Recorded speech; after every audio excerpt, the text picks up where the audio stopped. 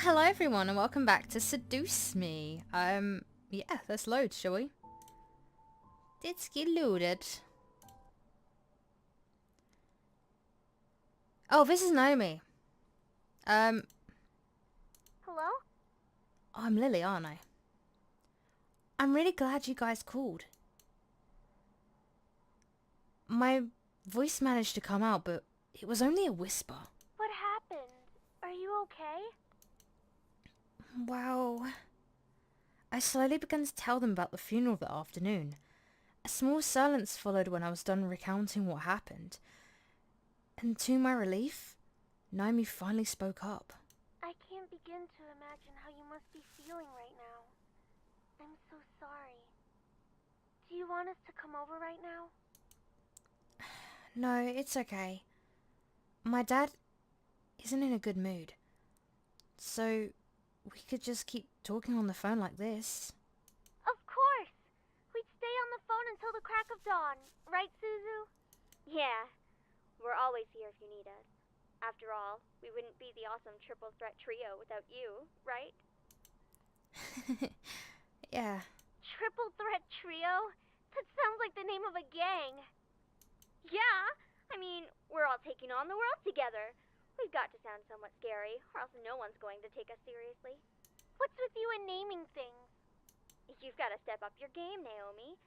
Falling behind to the cool kids like Anderson and me. Tisk tisk. Hey! I'm a cool kid! If anything, I'd say you'd have to step up your game. We chatted carefully and cheerfully about all sorts of things. Very soon I've forgotten about the events of the day. We were engaged in a conversation about Naomi's favourite TV show. Some program called Herlock. We all agreed the actor playing the titular character certainly had a very distinctive look about him, with that long overcoat and scarf wrapped around his neck. Doctor Who? We had many disagreements about who we thought was the coolest character. Yeah, he has really high cheekbones, and his eyes are pretty. Though, I do have to say I prefer Jetson. And as a bonus actor, he's just so sassy. I looked at the clock hanging on the wall and realised how late it was. Whoa, is it 1 AM already? Sorry for keeping you guys up so late. I think I'm going to hit the hay for tonight. See you guys tomorrow at school. I should probably shower and go to bed. I can't believe I stayed up this late just talking to my friends. But it was really nice. Well, to the bathroom I go. I took a relaxing shower. Nothing beat hot water and the feeling of being clean. After drying myself, I promptly dressed in my pyjamas and crawled into bed. A nice hot shower after a long day. I'm so glad to finally be in bed. It had been a really long day.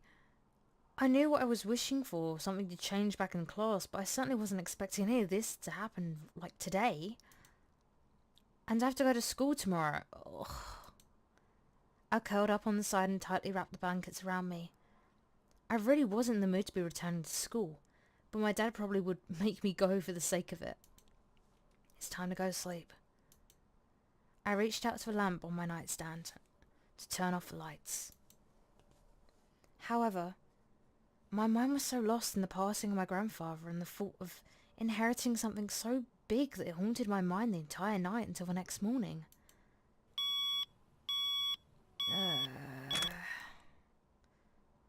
I shook my head to try to clear the sleepiness out of me to no avail. I really didn't get any sleep last night. It's already time to wake up. Wait, school! As soon as I realised I had to go to school, I stood out of bed and looked at the vanity mirror?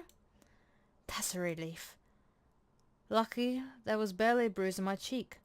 You had to squint to actually see it. I doubt anyone would actually notice it unless they leaned in really close. I got dressed, took my backpack and caught the bus to go to school. It wasn't even hours before everyone heard the news. I was approached in school and given condolences for my loss. However, that wasn't what shocked my friends. Wait, so you have the whole Anderson house to yourself? Lucky as hell, man! Quit being so sensitive, Naomi. Quit being so vulgar, Suzu. Zuzu's right, Naomi. course you would side with her. Ha! See? At least she knows how to have fun. I know how to have fun. You don't need to be wild to have fun. Yes, you do.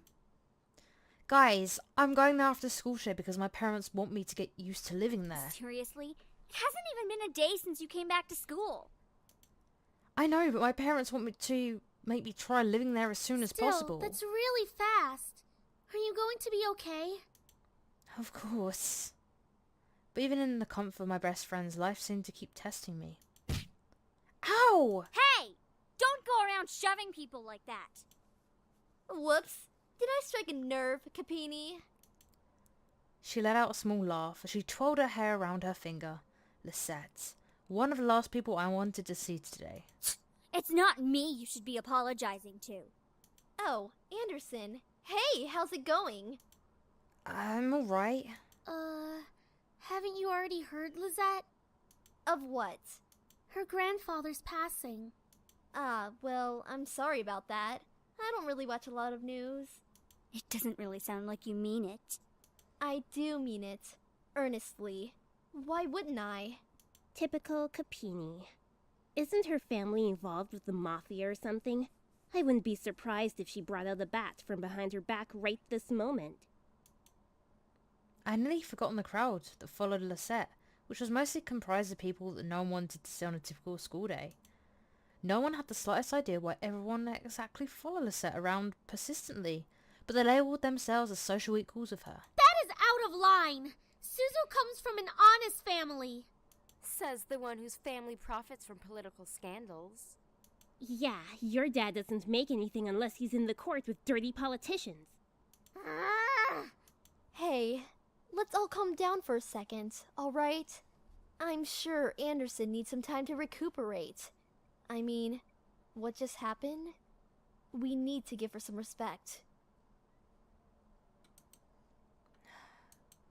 Just stop. Stop acting like that already. Like you feel sorry for me. What are you talking about? I'm sure you're happy seeing me like this. You already have everything you've wanted. And now seeing me like this? Life couldn't get any better. Bitterness seeped into me and words started flying out my mouth without filter. But honestly, I didn't care. I was so consumed by anger that only I saw Lisette in front of me. What exactly am I to you? Just another part of your obstacle course? Is that what I am? I'm sick of it, Lisette. I'm sick of these charades. I'm sick of you. Gasps rose from the crowd around her, and I was brought back to the school hallway. My friends beside me looked at me in surprise. One girl looked like she was going to speak up, but Lisette held her hand to stop her. There was an emotion in her face I couldn't quite make out, but I could see a form of pity in her eyes. No, don't you dare pity me. I looked away from her. I didn't want to see that emotion in her eyes when she was talking to me. She didn't have the right to look at me that way. I'm sorry.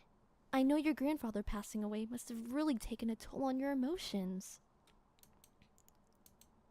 She stepped towards me and put her hand on my shoulder, giving me a tiny smile as if for old time's sake. But for some reason I didn't feel comforted at all. Not that I was just angry at her, but the expression on her face when she leaned in close to me contorted into something complex. Something was different about her. I couldn't quite place my finger on it. But something about her had definitely changed. Well, I'll be going for now. Track meet responsibilities and all of that stuff. See you later.